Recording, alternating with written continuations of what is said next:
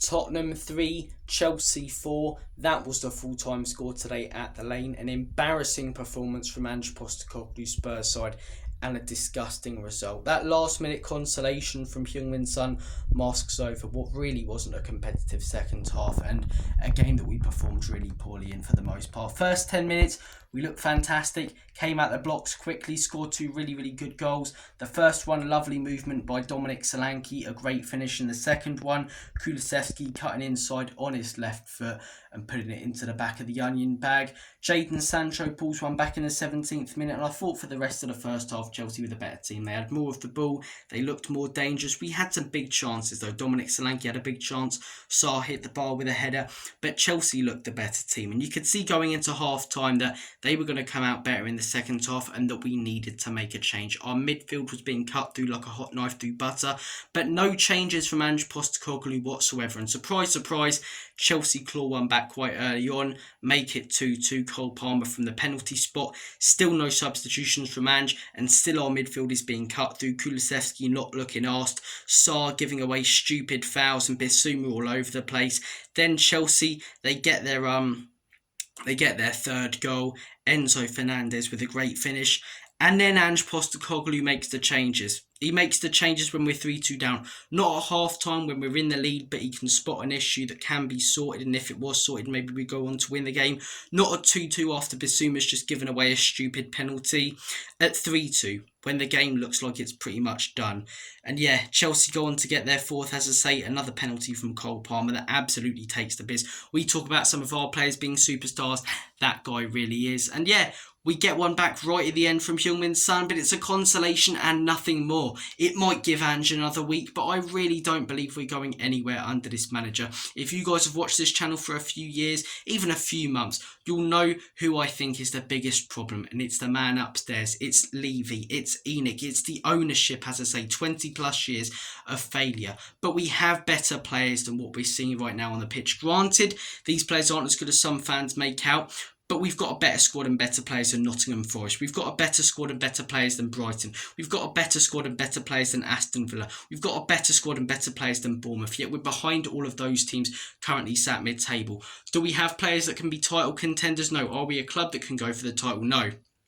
But are we a club with the quality that we have that should at least be in the top four? Yes. Yes, we should. Ange Postecoglou has had more backing than Jose Mourinho and Antonio Conte and is doing a far worse job. But fans will say it's entertaining. For the neutral it might be, but as a Spurs fan, am I entertained? No, I'm not.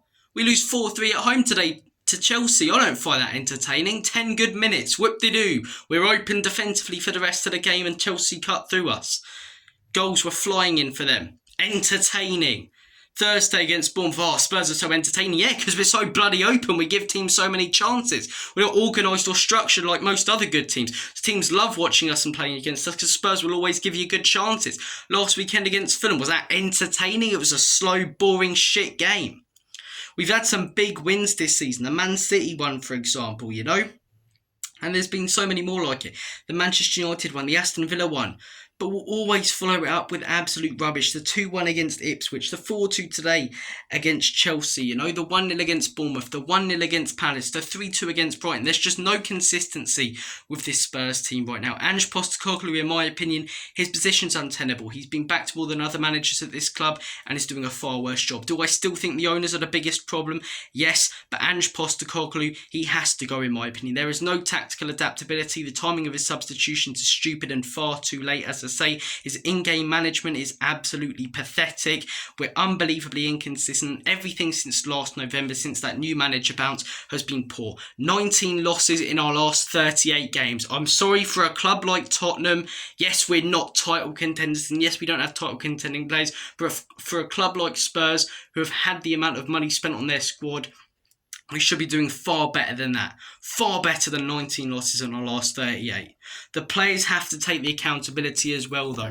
Yes, it looks like some of them are giving up, and as a defender, I don't blame them, to be honest. I'd hate to play in this system, but it also pisses me off to see a lack of effort. Kulusevski, we know what he's capable of. He scores the goal today. Second half, didn't look arsed. Sarr, Bissouma giving away stupid penalties. The wing-backs really look like they don't want to be there. Now, I get that they were used to playing out wide and making overlapping runs for Udinese, for Udogie and Porro over in Spain, and now they're inverting and they don't want to do it, but they really look like they've given up.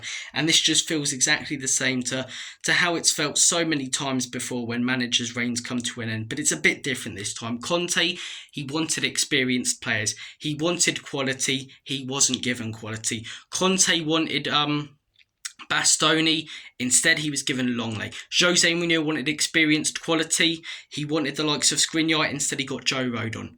Ange Postecoglou wanted Mickey van der Ven, he got Mickey van der Ven. Ange Postecoglou wanted James Maddison, he got James Maddison. Ange Postecoglou has come out and said that every signing is his, and either he's Levy's little puppet by saying that and he's lying to keep his job and not speaking how he really feels like Antonio Conte, or he is genuinely happy with the signings. In which case, why are we wasting 70 million on players like Archie Gray and Odegaard that should have gone towards proven quality? If Conte had that 70 million to spend, he would have went out there and signed a proven and quality experienced player to make a difference in the first team.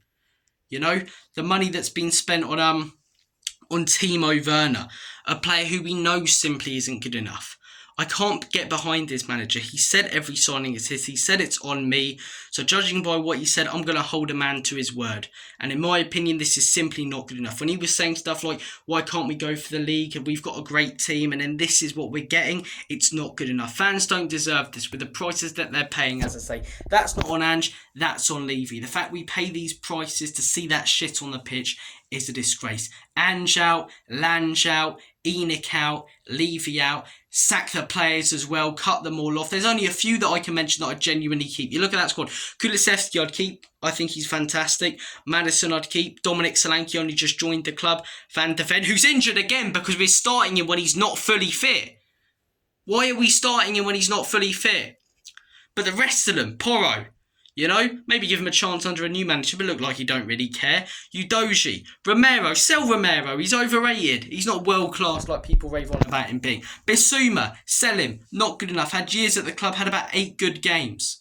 You know, Pape Matar, still coming through, but is he as good as people make out he is? No. Heung-min Son, hugely on the decline. Brennan Johnson, scores good goals, but sell. Timo Werner, sell. You're looking at all our options on the bench. Sell a lot of them, man.